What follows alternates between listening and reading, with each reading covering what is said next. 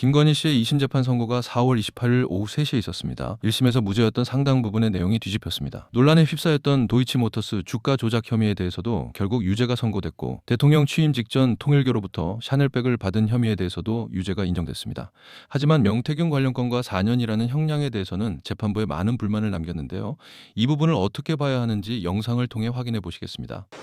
피고인을 징역 4년 및 벌금 5천만 원에 처한다.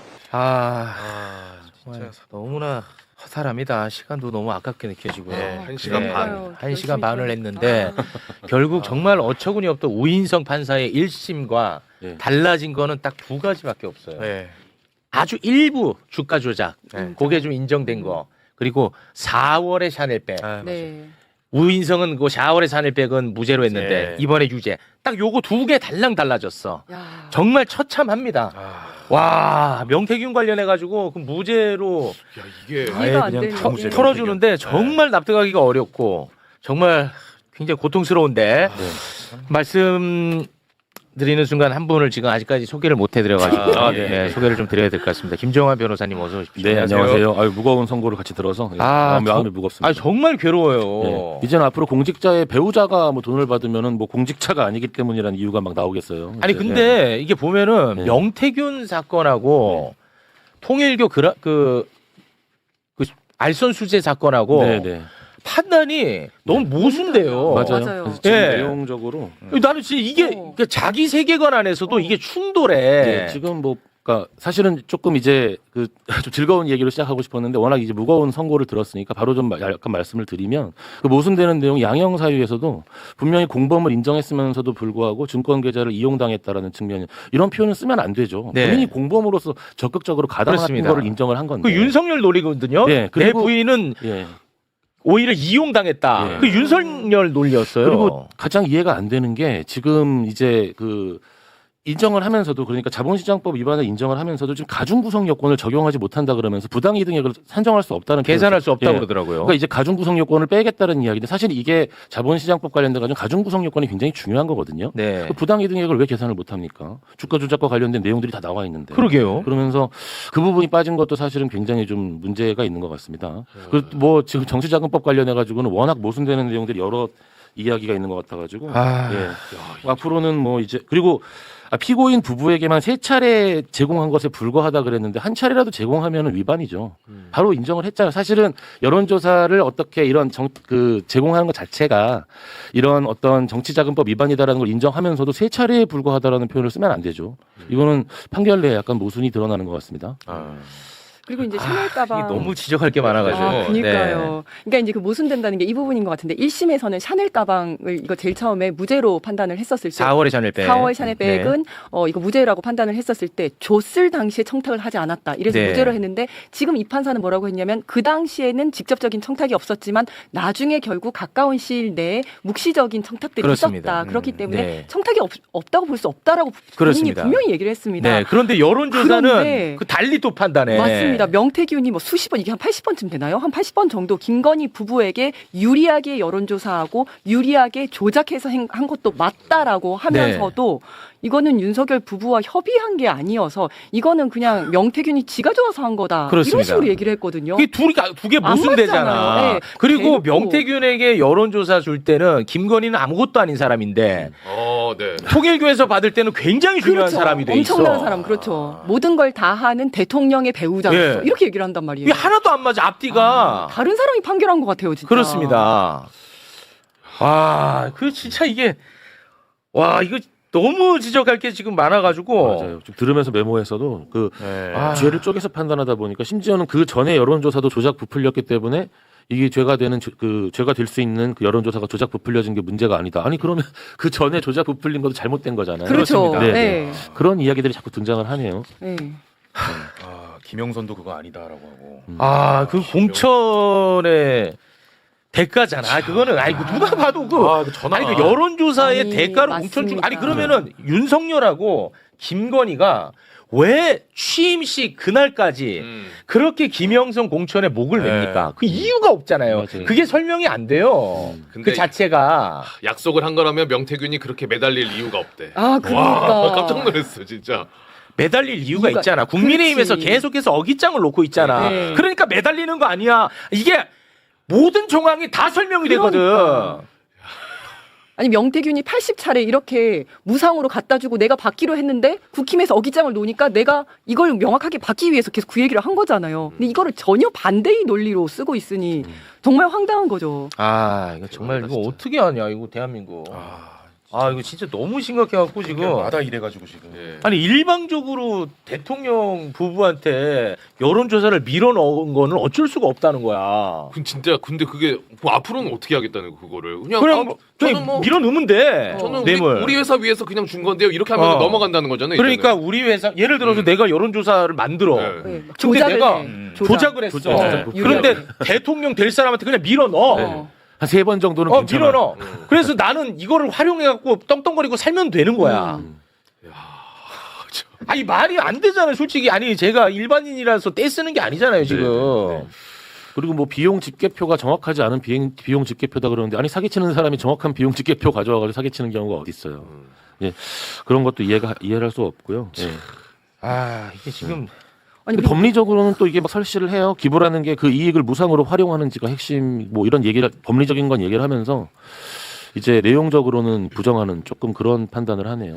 이 양형과 관련돼 가지고는 사실은 이 자본시장법에 그 가중 규정을 적용하지 않은 게 굉장히 그게 크거든요. 이제 그냥 결정타겠. 왜냐하면 가중 규정을 적용하는 순간 3년 이상의 유기징역으로 바로 올라가기 때문에 그렇게 되면은 형량 자체가 4년이 나올 수가 없거든요. 네. 예, 경합범위 붙어버리기 때문에 바로 4년 6개월 이상 형을 선고를 해야 돼요. 반드시. 네네네. 이 부분 잠깐 그 김건희에 대한 1심 구형표를 잠깐 좀 올려주실래요? 네. 요 보면은 요게 이제 1심 구형이죠. 네. 요게 이제 김건희가 주가 조작을 통해 가지고 8억을 먹었다는 거거든. 8억을 먹었다는 건데 지금 신종호 판사는 이 8억을 먹었는지 네. 1억을 먹었는지 2억을 먹었는지 내가 이거 계산을 못 하겠다는 거야. 네네. 그래서 네. 가중 처벌을 못 하게 못한다. 만들었어요. 네. 자, 요거 이제 계속 부연을 해주세요. 요게 이제 추징금이 8억이라는 얘기는 추징금 같은 경우는 한 사람한테 돈을 받는 거잖아요. 요거는 전체 금액에서 n분의 1을 합니다. 가담자들한테. 그러니까 저 8억이라는 건 전체 가담자 곱하기 8억을 해야 전체 가담 이제 부당 이득액이 나오는 거거든요. 네. 이제 포괄일지 부당 이득액 같은 경우는 예컨대 50억이다 이래버리면 거기에 대한 죄책은 모두가 50억에 대한 죄책을 져야 돼요. 네, 그러니까 추징액은 n분의 1을 하고 이제 범죄와 관련돼 가지고는 전체 금액에 대해서. 그러니까 사실 가중 금액이 5억, 50억 이렇게 규정이 돼 있기 때문에 가담자가 여러 명이잖아요. 네. 주가 조작 금액 이상이 50억 이상이면은 이거는 굉장히 큰 형벌, 이제 구형량이 맞는 거예요. 그러니까 근데 지금 여기 4년형이 나올 수밖에 없는 건 그 아까 그냥 쓱 넘어간 부분처럼 부당 이득액을 환산할 수 없습니다. 네. 이 부분이 이 형량에 가장 중요하게 반영이 된 거죠. 네. 예. 아니 근데 제가 뭐 수사를 해본 적은 없어서 네. 이 계산하기가 그렇게 어려워요, 실제로? 그러니까요. 아니 넣은 게 있고 뺀 게 있을 거 아니에요. 아니 그 계산이라는 게 그리고 사실은 이게 그 판사가 직권으로 계산을 다시 할 것도 아니고 어차피 검사가 이렇게 구형을 하면서 우리가 네. 계산한 게 이것입니다라는 것을 판단만 하면 되거든요. 네. 이거를 왜 판단을 못 하겠다 그랬는지 그 계산 부분을 좀 정확히 얘기하지 않고 네, 쑥 넘어가는 것 판단하기가 어려우니까 자기들은 부당이득액은 네. 따로 가중 규정을 적용하지 않겠다 이렇게 넘어가시더라고요. 그렇습니다. 요건 판결 부분을 좀 제대로 봐야죠. 그- 왜 이걸 못 하는지. 거래 내역 이런 거 우리한테만 줘도 주식 하시는 분들도 바로 계산할 수 있을 것 같은데. 그러니까 이 결국은 이 주가 조작을 인정하면서 요 계산을 빼면서 네네. 형량이 확 깎여. 그렇죠. 이것 때문에 형량이 확 깎여 버린 겁니다. 네. 정말 판결 나올 때마다 아니 1시간 반을 했는데 1심은 진짜 어처구니 없었거든. 네, 맞아요. 근데 1심하고 딱 2개 달라진 거야. 네. 4월에 샤넬백 하나. 와, 나 정말 이거 어떡합니까? 그리고 이 주가 시조. 조작도 사실 굉장히 일부 제일 초기 주가 조작만 인정을 그랬더라고요. 했어요. 사실은 예. 포괄일죄로 묶어가지고 이제 다행스럽기는 한데 최초에 1심에서 이제 방조고의 얘기할 때도 사실은 말이 안 됐던 게 이 정범의 고의랑 방조의 고의는 사실은 구별하기 힘들거든요. 다 같이 도둑질하러 갈 때 내가 그 사다리 놔줄게라고 하면 도둑질하는 걸 알고 있으면 그게 정범이에요. 네. 근데 저기 도둑질하고 있네. 와, 쟤들 도둑질 잘했으면 좋겠어. 사다리 놔줘야 방조거든요. 네. 근데 방조라는 게 사실 인정되기도 쉽지 않아요. 그러니까 정범의 고의가 인정되는 게 맞았고요. 그거 인정한 건 맞는데 이 여러 가지를 잘랐을 때 나머지 부분을 다 제외하고 이제 제일 앞부분에 있는 그 블랙펄과 관련된 그렇습니다. 그 부분만 인정하면서 또 이제 그 가중 규정도 인정하지 않고 그러니까 인정 자체도 조금 아쉽죠. 아쉬운 부분이 많이 있죠. 안타깝죠. 네. 그러니까 그 빼박 문자 있었잖아요. 네네. 3,300원에 네네. 때려주세요. 그거 인정한 거죠. 예, 그게 딱 인정된 거야. 우리가 그나마. 수만 번 다뤘던 거 있지. 그거만 딱 인정하고 나머지는 또 인정을 하지 않았어요. 그리고 심지어 윤석열이 말한 것처럼 이용당했대. 그러니까요. 아 정말 돌아버리겠습니다 진짜. 영영 사유에서 증권 계좌를 이용당한 측면이 있다 이렇게 얘기한 거는 정말 이건 국민들이 납득하기 힘들죠. 그 말은 진짜 해서는 안 되는 말이거든요. 그렇죠. 그리고 시세 조정이 성공적이지 못했다. 그러니까 이런 예. 거 성공적이기를 바라는 겁니까? 이게 너무 사실은 웃기잖아요. 오늘 우리가 선고를 보고 좀 안타까워하고 있지만 이게 시작이 잘못 꿰인 게 사람들은 우리가 작년에 헌법재판소에서 이제 윤석열 대통령 파면 선고를 난 거에 대해서 이제 그 뒤로 헌법재판소에 대한 파면 이런 걸 얘기를 하고 있지만 그 이전에 이제 윤석열 씨 재판 이전에 그 이창수 서울중앙지검장이랑 이런 검사들에 대한 탄핵이 기각되면서 수사에 미흡함이 있지만 헌법과 법률에 위반되지 않는다는 사실 납득할 수 없는 결정이 나왔었거든요. 거기서부터 저는 시작됐다고 생각을 해요. 그 검사들이 탄핵이 됐어야 되지. 그 수사가 잘못됐다는 걸 인정하고 넘어갔어야 되는데 네. 그거부터 시작된 게 뭔가 여기까지 지금 오고 있는 것 같습니다. 네, 알겠습니다. 저희는 또 전쟁 상황을 살펴봐야 예. 돼서 네. 일단 이 부분은 이 정도로 마무리를 짓도록 하겠습니다. 저 도저히 납득할 수 없는 그런 판결이었습니다. 정말 대한민국 사법부 심각하군요. 한번 네. 좀 정리해서 조목조목 좀 따져야 되지 않을까요? 예, 내일 좀 따져야 네. 되는데 내일은 또 윤석열 선고가 있어가지고 또 이런 식으로 1시간 반 막 이렇게 알겠습니다. 아니에요? 일단은 예. 여기서 좀 마무리를 하고 저희는 또 광고 보고 전쟁 상황 살펴보도록 하겠습니다. 함께해 주신 세 분 대단히 고맙습니다. 감사합니다. 징역 4년에 벌금 5천만 원. 오늘 2심 선고가 예상보다 꽤 길었어요. 이 1심보다 좀 많이 바뀌니까 길었죠. 4년에 벌금 5천만 원 어떻게 보셨어요? 예, 뭐 왠지 이럴 것 같았어요. 저는 한 6년에서 그래도 8년 정도는 나와야 하지 않을까 정도 예상을 했었는데 거의 뭐 절반 수준만 나왔네요. 그렇지만은 뭐 그나마 좀 여기서 기대했던 것과 부합하는 바라고 한다면은 도이치 주가 조작 사건에 있어서 공동정범이 인정됐다는 것이죠. 당연히 인정돼야 되는 그렇죠. 건데. 사실 1심 판결 때 제일 부당했던 것이 기능적 행위지배, 그러니까 뭐 어떤 역할을 수행한 게 아니다라는 부분이었는데 인식이 있었고 역할을 수행한 게 아니다라는 부분이 다 깨졌죠. 인식이 있었고 역할도 수행했다고 본 겁니다. 제가 비판했던 게 아니 실제로 그 주포들이랑 통화를 해갖고 그 지시를 받고 직접 주문을 넣었단 말이에요. 증권 계좌에다가. 그렇게 넣었는데 이게 어떻게 역할을 수행한 것이 아니냐라고 비판한 부분이 있었는데 2심에서 그 부분을 인정을 해서 이것은 분업적 역할을 수행한 것이다라고 봐서 공동정범을 인정을 하였습니다. 그리고 통일교 그 금품수수 부분에 있어서도 제일 처음에 받았던 백과 같은 경우에 그 당시에는 청탁의 어떤 그 명목이 뭔지는 몰랐다라고 해서 1심에서는 무죄를 선고했는데 그 부분에 대해서도 아니 대통령 그 후보의 부인이 통일 그 종교단체에서 800만 원이나 되는 백을 갖다 준다는데 그러면 통일교의 사업과 관련돼서 대통령의 직무에 관해서 청탁을 하리라는 것을 당연히 묵시적으로 인식할 수 있었던 거 아니냐라고 하면서 이 부분도 유죄로 인정을 했죠. 그렇죠. 예. 근데 이제 명태균 관련된 부분에 있어서는 일방적 여론조사였다라는 1심의 판결을 그대로 인정을 해가지고 무죄를 유지했었습니다만은 뭐 이 부분은 사실 저는 심증상으로는 유죄가 선고되어야 한다고 보고 다만 이제 증거 관계나 이런 것들이 좀 미흡한 측면이 있었다. 어쩔 수 없는 부분이 있었다. 그렇게 봐가지고 굉장히 좀 아쉬운 부분인데 사실 그걸 떠나서라도 이거 굉장히 부적절한 행위를 했다는 거에는 지장이 없고요. 공직자가 이런 행위를 했다면 당연히 탄핵이나 징계 사유에는 해당된다고 좀 보여집니다. 저는 뭐 다른 것도 다 만족스럽지 않은데 이제 이 주가 조작 사건에서 다른 공범들의 형을 참작을 해서 형량을 정한다 이 부분이 저는 굉장히 거슬리거든요. 그러니까 권오수나 김기현 뭐 이런 다른 이미 대법원 선고까지 나온. 왜냐하면 그 사람들이 범죄 행위를 저지르고 나서 자기의 범죄를 감추기 위해서 검찰을 조작해서 수사를 조작하지 않았거든요. 그 사람들이 뭐 남편을 이용해서 내란을 일으키진 않았거든요. 뭐 선거 기간 내내 국민들한테 엄청난 혼란을 주지도 않았고 이거를 같은 범행을 저지른 공범이라고 해서 그 사람들의 형을 참작해서 김건희한테도 그에 준하는 형을 처하겠다. 저는 이 부분을 조금 선뜻 납득이 안 가요.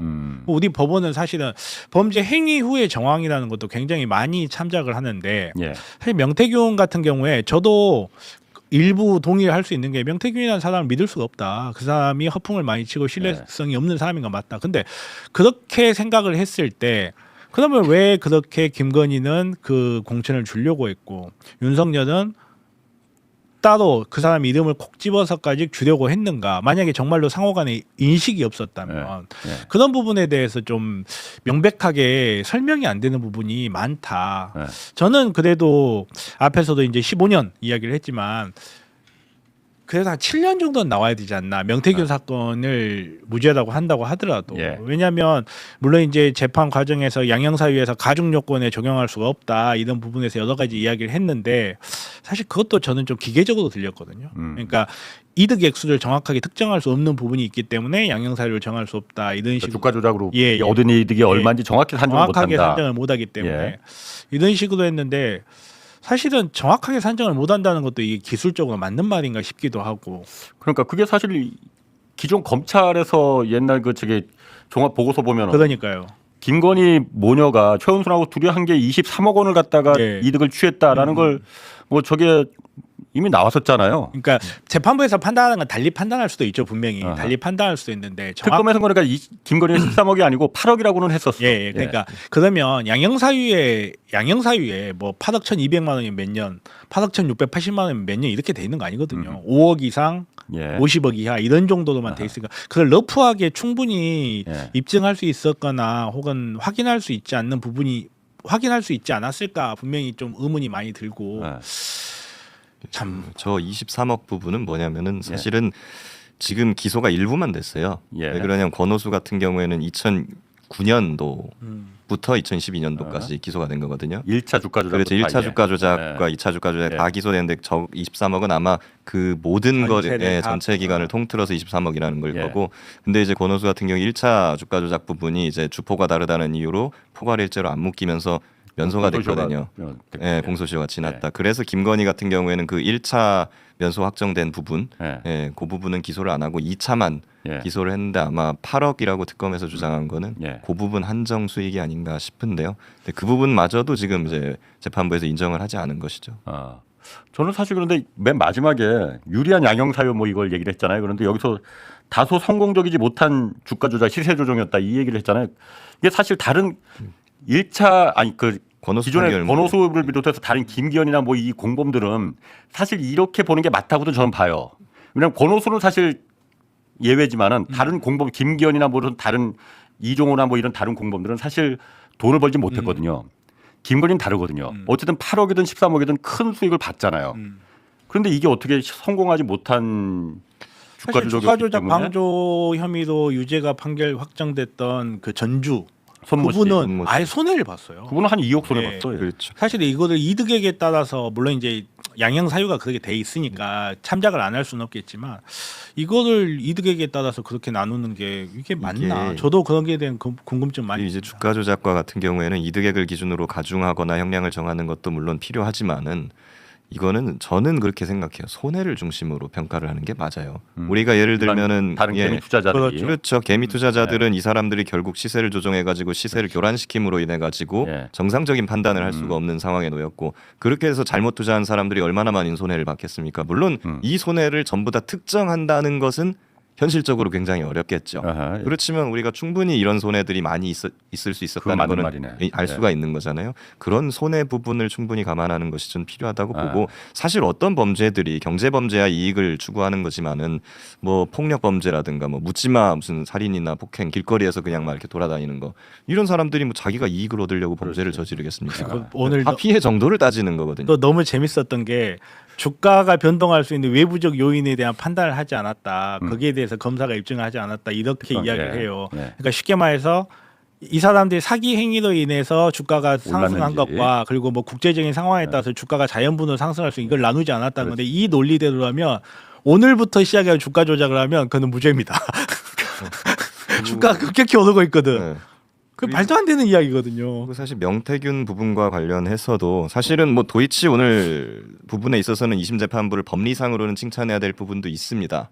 저도 그렇게 봐요. 근데 뭐 우인성 판사가 그러니까 이걸 어떻게 이 판결을 어떻게 봤을지도 좀 궁금하고. 굳이 뭐 근데 그거를 좀 강조하고 싶지는 않고 다만 명태균의 정치자금법 위반과 관련된 부분에 있어서 굉장히 아쉬운 설시가 좀 있었는데 저는 이런 걸로 좀 보거든요. 일단은 김건희를 정치활동하는 자가 아니다. 라고 판단을 했어요. 근데 확고하게 지금 공직선거법이나 정치자금법 판례에 있어서 후보자의 배우자나 형, 동생 같은 가족들은 다 나와서 선거운동을 하지 않습니까? 예. 김건희도 선거운동에 참여를 했잖아요. 예. 이런 사람들은 정치 활동을 하는 자로 봅니다.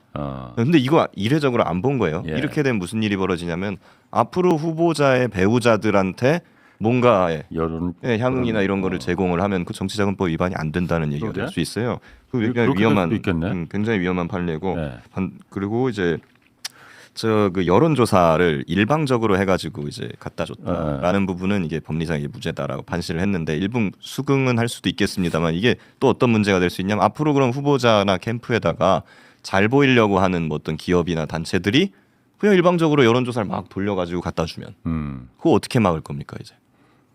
이런 문제들이 앞으로 좀 발생할 수 있습니다. 그리고 또 재밌는 부분이 그거예요. 명태균의 본인의 이익을 위한 활동으로 보인다. 뭐 정치적 영향력을 넓히기 위해서. 그렇게 따지면 한 학자는 왜 구속돼 있는 거예요?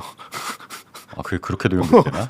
아니 자기네들은 뭐 돈 갖다 주면서 자기네들 영향력 넓히려는 의도지. 그게 뭐 다. 한학자하고 이게 비교가 될 수가 좀 아니 물론 그렇긴 한데. 통일교가 미련한 짓을 한 거예요.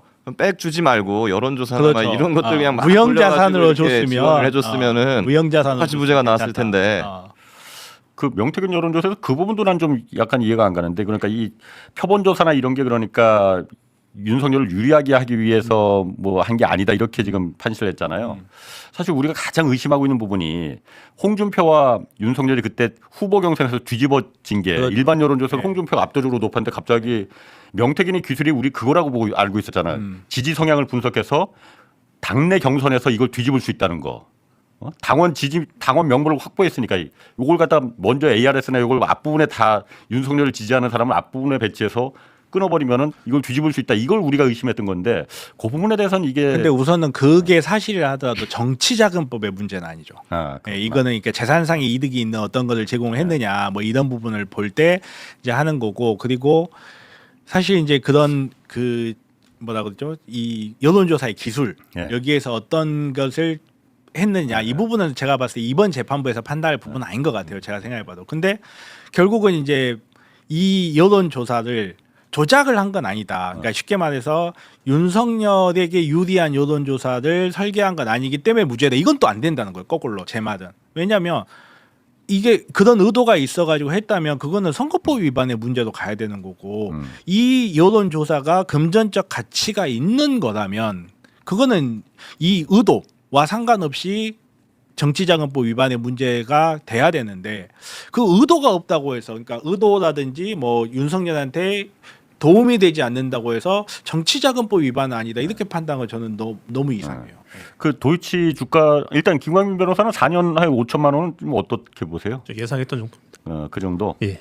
저희도 사실 중간에 그 재판 이제 선거 쭉 읽어내려가면서 저는 5년 예상 5년 정도 됐구나. 사실 저는 도이치모터스를 공동정범으로 인정한 것만 해도 굉장히 큰 그래도 좀 크지는 않지만은 성과라고 보는데 공동정보 인정하긴 했는데 계속 설시하는 중간중간에 어떤 표현을 썼냐면 미필적 고의라는 표현을 썼거든요. 미필적 고의. 예, 미필적 고의라는 그 계속 썼기 때문에 사실은 미필적 고의로 인식해서 나갔다라고 하면 형량이 높게 나올 수는 없습니다. 이게 그리고 그 공소시효 우인성파 1심에서는 그러니까 굳이 세 부분으로 이걸 나눠 갖고 1기 때 사실 김건희가 가장 많이 그 주가 조작질을 했는데 그때는 다 이거 공소시효 지난 거다. 굳이 그걸 나눠 갖고 세 번째 가장 거래가 없었던 그 부분만 공소시효가 도과하지 않았다 해서 그거는 무죄해 버렸는데 2심에서는 저걸 전부 다 포괄일죄로 같은 범죄 행위다라고 묶어버린 거. 사실 그게 맞죠. 이거 사실 저건 당연한 거 아니에요? 너무나 당연한 거예요. 이제 제가 중간에 잠깐 긴장을 했었던 것이 항소심에서도 어쨌든 세 개로 나눠 가지고 판단을 하긴 했어요.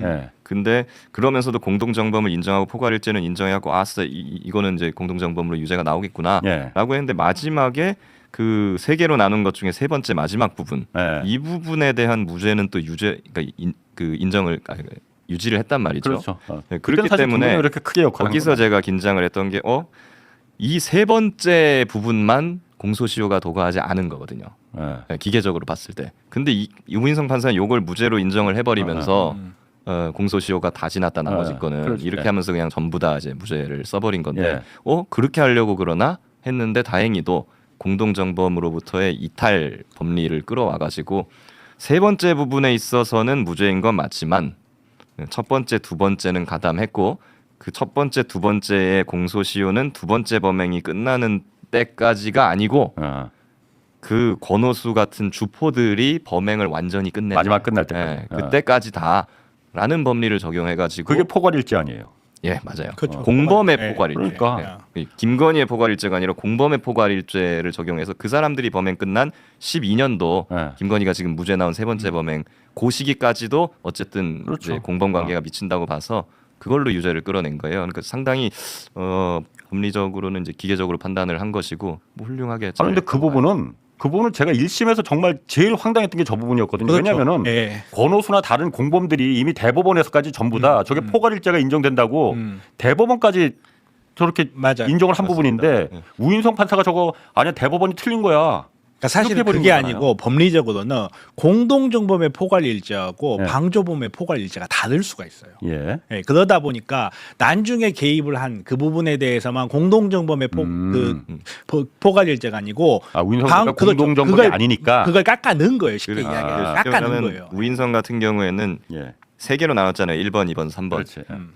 권오수는 1번, 2번, 3번까지 다 했지만 예. 김건희는 2번까지만 하고 나갔다는 거예요. 예. 나갔기 때문에 3번에서는 김건희는 아니다. 예. 그렇기 때문에 김건희는 분절이 되고 2번까지만 책임이 있을 수도 있는데 예. 2번까지는 공소시효가 지났다 이렇게 판단한 것인데 근데 여기서 이 항소심 재판부는 공범 관계에서의 이탈이란 법리를 설치를 하는 거예요. 그 뭐냐면은 도중에 나간 사람이어도 일단 한번 들어왔었으면은 그 주범들의 범행이 끝날 때까지는 다 같이 책임을 지는 거야. 그리고 말리지도 않았지 않느냐. 여기서 그 범행을. 완전히 그렇게 이탈해서 책임을 안 지려면은 말렸어야 돼. 그렇지. 말리든지 뭐 경찰에 신고를 하든지. 예. 나 그거 안 했잖아. 예. 예, 그러니까 너는 권오수가 범행 끝날 때까지 같은 책임에 범죄단의 대해서 이건희야. 김건희도 너도 책임을 져야 돼. 그게 너도 맞지. 이러냐? 그렇죠. 이렇게 당연 너무나 항소심은 당연한 맞죠. 거죠. 예.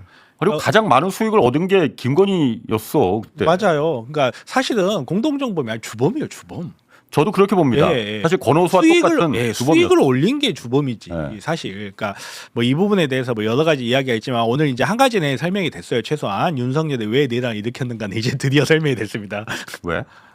우인성이 이 도이치 주가 조작 무죄 내렸을 때 윤석열 도대체 내란 왜 일으켰냐고 사람들이 많이 이야기했습니다. 우스갯소리로. 그리고 또 한 가지가 제가 유의미하게 좀 들었던 게 그 공범들이 권오수 말고 사실 권오수가 주범이고 나머지 김기현 이런 이종호 이런 주포들 있잖아요. 실제로 주가 조작을 했던 사람들. 1심에서는 우인성 판사는 이 사람들이 김건희가 공동정범이 아닌 이유가 이 사람들이 보니까 김건희를 몰랐더라. 그런 이유 중에 하나로 다 문자 메시지를 들었었거든요. 그게 김건희 그 싸가지 시스터즈. 그러니까 저런 문자를 보냈었다는 거예요. 그때 김기현이 이제 주포고 민태균도 주포였었는데 실제로 주가 조작을 실행하는 플레이어들이지 저 사람들은. 피해야 분명한 팀이 이제 조금씩 사야 하고 김건희 같은 싸가지 시스터즈 선수들 말고 그러니까 만약 같이 작업을 한 공모자들이었다면은 저렇게 표현을 했겠느냐라는 건데 저도 그때 사실 1심 판결 보면서 우인성 판사가 전혀 이런 주가 조작이나 시세 조정에 대해서 경험이 없는 것 같구나. 판결을 해본 경험이. 왜냐하면 김건희는 저런 잔바리들하고는 상대를 아예 안 했거든. 그런 것도 있고. 권오성한 상대를 했거든요. 아니 근데 그런 것도 있는데 저 말 해석을 완전히 잘못한 거예요. 이제 조금씩 사야지 김건희 같은 싸가지 시스터들 선수들 말고라고 이야기를 하는 거는 그 전 저 문자 메시지 이후의 범행은 모르겠지만 네. 그 전에는 시스터즈였다는 말이에요. 그렇죠. 자기네는 공범이었단 말이에요. 제가 왜 저 문자를 굉장히 주목을 하냐면 저게 우인성이 인정한 세 번째 범죄 있잖아요. 2012년 네, 마지막. 이거를 인정한 이유가 쉽게 말해서 저 문자 내용이 나오고 나서 산 거니까 저기 뭐야 주범이 아니다 이렇게 간 거거든요. 그래서 우인성이 일부러 사건을 세 개를 자른 거예요. 자기가 머릿속에 만들어놓은 그 사건을 재단을 해가지고 넣었다라고 제가 거의 확신을 하는 게 저 문자를 왜 굳이 선고를 할 때 이야기를 하면서 저게 있으므로 공범이 아니다라는 판단을 했을까라고 생각을 해보면 저 문자는 사실 생각해보면 저 문자 이전에는 우리와 같은 시스터즈였어. 하지만 앞으로는 시스터즈가 아니야라고 하니까 이 앞에 거는 공범의 이 고의를 뺄 수가 없는 거야. 그러다 보니까 사건을 쪼개버린 다음에 세 번째 거만